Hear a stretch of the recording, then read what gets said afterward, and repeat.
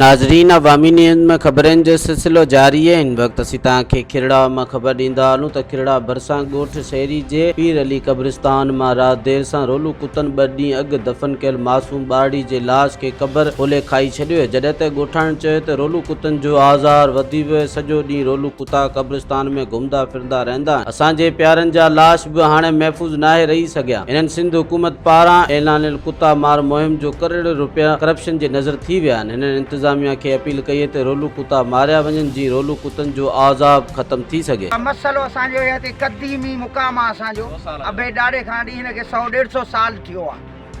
Boundary कान्हे का जी को बि गवर्नमेंट हिन ते एक्शन न खयो आहे, न को गवर्नमेंट को अहिड़ो हिन मुक़ाम खे रिलीफ ॾिनो। शायद वज़ीर आज़म हुजे, वज़ीर आला सिंध हुजे, DC साहब हुजे, कमिश्नर हुजे, अचणो हिन मुक़ाम में हर हिक खे बेहतरीन मौक़ो आयो त हिन वक़्तु क़बर जी खुटाई थी आहे जेका ॾिठी वई आहे ऐं उहा हाणे उन ते मिटी हई वई आहे त इहो रोलू कुतन जो वॾो आज़ार आहे। दाहूं करे करे थकिजी पिया हूं। मज़ीद खबरों और तफसीलात के लिए विजिट करें हमारी वेबसाइट www.awamiNewsHD.com।